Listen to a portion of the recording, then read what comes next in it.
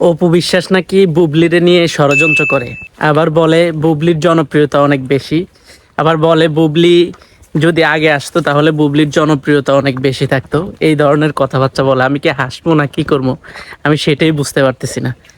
অপু বিশ্বাস যদি বুবলিরে নিয়ে ষড়যন্ত্রই করতো তাহলে বুবলির এই অবস্থান কখনোই থাকতো না। এখন কিভাবে অপু বিশ্বাস বুবলিরে নিয়ে ষড়যন্ত্র করে আমরা যদি দেখি, সর্বপ্রথম অপু বিশ্বাস এবং সাকিব খান আমেরিকা গিয়েছিল এবং সেখানে জয়রে নিয়ে ঘোরাঘুরি করেছে। তো সে ভিডিও কিন্তু অপু বিশ্বাস ছাড়েনি, অপু বিশ্বাসের পেজ থেকেও ছাড়েনি, অপু বিশ্বাসের আইডি থেকেও ছাড়েনি। সে ভিডিওটা আমেরিকার মানুষজন দেখছে। সাকিব খান অপু বিশ্বাসকে সবাই চিনে, দূর থেকে তাদের ভিডিও করে সোশ্যাল মিডিয়াতে ছাড়ছে। এরপরে তাদেরকে কপি করার জন্য কে সাকিব খানরে বাধ্য করলো যাওয়ার জন্য? এরপরে যখন অপু বিশ্বাসকে নিয়ে সাকিব আমেরিকায় গেল তার ছেলেকে নিয়ে, এরপরে বুবলি সেখানে সাকিবকে বাধ্য করে পরবর্তীতে আবার সেখানে গেল। যাওয়ার পরে সেখানে বুবলির নিজে ছবি বুবলির আইডিতে পোস্ট করছে। তো এখানে আসলে কে কার পিছনে ষড়যন্ত্র করে? এখানে অপু ষড়যন্ত্র করার কোনো প্রশ্নই ওঠে না। এরপরে আসেন, এরপরে অপু সোশ্যাল মিডিয়ায় আজ পর্যন্ত সাকিবকে নিয়ে এত কিছুর পরও বিরূপ কোনো প্রতিক্রিয়া করেছে? কিছু করেছে? করে নাই। অথচ বুবলি কিন্তু শাহরিয়ার জয়ের চ্যানেলে এসে সাকিবের ব্যাপারে বিভিন্ন ধরনের কথা বলেছে, যেটা এখনও রেকর্ডেড।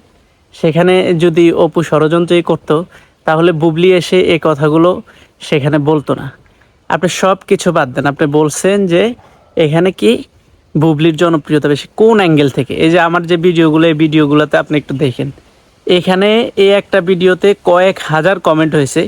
এর মধ্যে অল্প কিছু 5 থেকে 7 জন লোক বুবলির পক্ষে কথা বলেছে। তার মধ্যে এই কমেন্টসটা একটা, যে এখানে সে বলেছে বুবলি আগে এসেছে, বুবলি আগে আসলে বুবলির জনপ্রিয়তা বেশি থাকতো।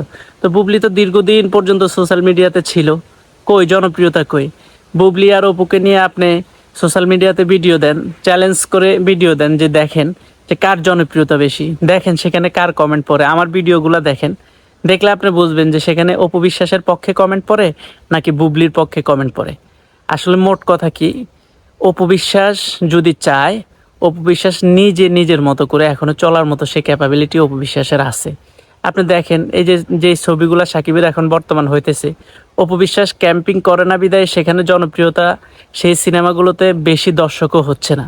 এর আগের সিনেমাগুলোতে যখন অপু বিশ্বাস বলছে হলে গিয়ে ছবি দেখবেন, অপু বিশ্বাসকে যারা ভালোবাসে সেই দর্শকগুলা কিন্তু সিনেমা হলে গিয়ে ছবি দেখেছে।